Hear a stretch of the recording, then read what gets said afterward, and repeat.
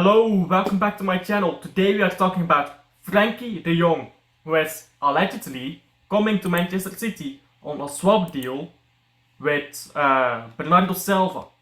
Now, this is coming from Joe Williams, came out 1 hour ago, and it's not likely. I'll tell you why it's not likely, but I'll also tell you why I really want Frankie de Jong. But I'll just start off and I'll give you it flat. The chances that this happens are low. They're not impossible, I can see it happen, but it's not likely. That's what I'll say. I'm not going to pay your stuff.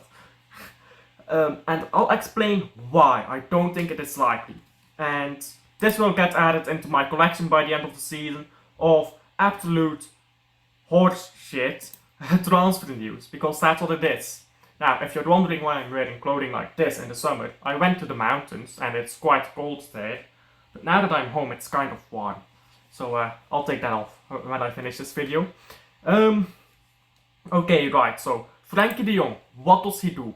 He can play as a defender, he has done that before, but it's not what he excels at. He has played as a right winger before, but it's not his job.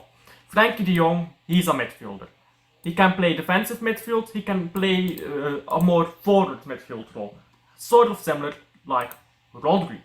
However, we are almost certainly going to buy Bruno Guimaraes. I've already made a video on that. We are probably going to trigger his release clause. That's how likely we are. So obviously, if this is a trade deal, so Bernardo Silva will be gone. So, what would de Jong do in this team? He would play as a Rodri backup. He could do that very well. Don't get me wrong, he will be very great as a Rodri backup. But we don't need a Rodri backup if we have Bruno Guimaraes. Okay, so let's say we have Bruno Guimaraes, we don't need a Rodri backup. What else can he do? Can he slot into a defensive role? I mean, sure, but if you buy Frankie de Jong, do you want him to play in midfield or do you want him to play in defense? He's certainly a player you can put in a defensive position, but that's not where you want to use him for most of the season. You put him as a centre back when your other centre backs are injured, because it's something he can do. But if you actually buy him, you want to use him for in the midfield. Is he a De Bruyne replacement? I mean, potentially. We are not signing Musiala or Wirtz as it seems. There has been no news about them whatsoever. Musiala chances are going down and down as we speak, so is he a De Bruyne replacement? He might be, and he would be a short-term De Bruyne replacement, because he's getting quite old, isn't he? He's like 26 already, I think, de Jong. Let me look him up. He's 27, okay. So he's already 27 years old.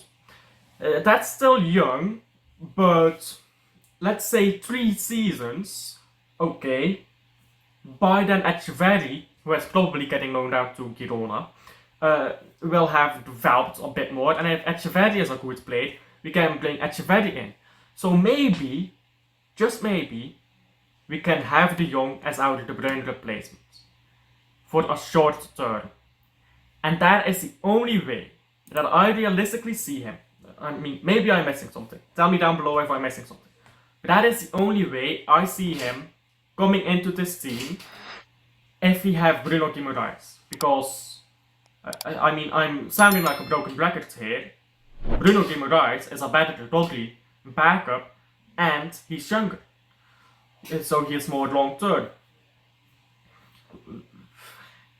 What would de Jong actually do in this Manchester City team? Is it just a short-term replacement? Is that why we trade him with Bernardo Silva? To get his costs down and then we get rid of an older player? I mean, that could work, but I just don't think it is likely. What about you guys? Do you think that is likely? Because, I mean, I don't. That's my streaming setup. So, thank you for watching the video to the end. I don't think it is likely. What do you guys think? Would you like him at Manchester City? And I'll leave the video there. Please do like and subscribe if you watch to the end. It helps the channel out a ton. And I'll see you on the next one.